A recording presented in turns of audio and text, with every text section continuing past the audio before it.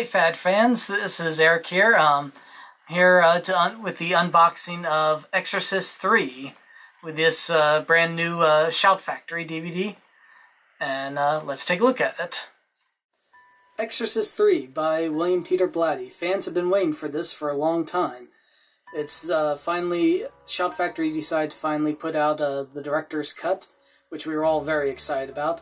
However, and this is a very good disc, don't get me wrong, this is really fantastic. However, if you are, like me, got really excited about the possibility of finally seeing William Peter Blatty's vision, there are some issues, which we'll go over, but for now, just the box. We got this very beautiful box art. This is the little sleeve for it. As you can see, beautiful looking art.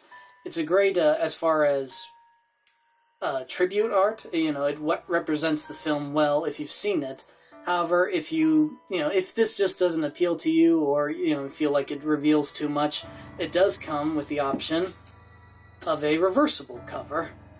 And, this is the original cover that was on all the other previous releases. So, if this is, whichever version you want, you got, it has you covered. So let's go over the special features here. You get Blu-ray, you get an HD transfer of the original theatrical cut, which it looks beautiful. Like, it is a really good HD quality. See, as far as the special features go, on your first disc you have the theatrical cut, and then you have a bunch of other little things like the original theatrical trailer, as well as some making-ofs that were made at the time of the film that was made. So then you have on your second disc, you have the director's cut, as well as you get a audio interview with William Peter Blatty. It's kind of like a commentary, it plays throughout the movie, but he's being interviewed by someone, so it's someone else also talking with him, getting him to talk about things. But it's pretty good. It's very informative and very the nice thing about when they do things like that is it tends to keep it going, because that's always the biggest problem with commentaries, because you don't want big stretches of no one saying anything. As well as other special features we have here are a lot more than I was actually expecting, and a bunch of different featurettes about different aspects of making it, and they're all really informative, and you get great little moments. Like there's a part in one of these documentaries where they're talking about Exorcist 2, and they're trying to be very diplomatic, and, I didn't think that film really worked, and maybe he wasn't the right director. And then it cuts to Brad Dourif, who's just like, that movie was the biggest piece of shit ever made. So, for someone like me who hates Exorcist 2, this is definitely, just that is worth the price of admission. However, let's talk about the thing that everyone, is curious about, the actual director's cut. It's kind of like the Blade Runner cuts. It's more about what they took out than what they actually add. They do add things, but it's more about them cutting the things that the studio demanded on them. Some of them are good, like finally that ending exorcism that every fan of this movie hates. Even if they like the movie, they can't stand that part, and it is gone, which is good. Problem is that they... as a result, the ending is a bit lackluster, and I, won't go any further, so, not to spoil you, but it is one of those, now people, I think the thing with this movie now, you'll have to pick your poison. Do you want, because now, they're both missing things that are really good from the other version, and they both have stupid parts that weren't present in the other version, so I'm actually, surprisingly, I never thought I would say this, but I'm actually leaning towards the theatrical cut in terms of which one that I like more. But they're both great, and they're both, like I said, they both have really excellent parts. Now, one thing that most of us fans were really excited about, and maybe I was too excited and didn't notice this in the press release, or maybe they just didn't mention it, but the thing that about this cut is it's not that they found the new the footage that they needed to make it.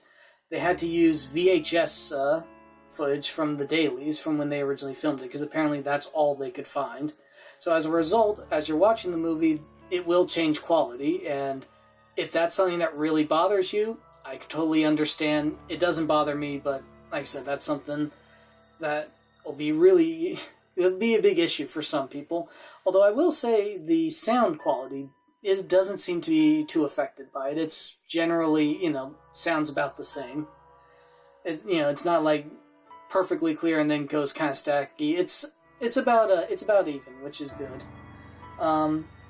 Now, the thing with this is, the original has Jason Miller as Father Karras, and the storyline of this movie is that he's being possessed by the serial killer.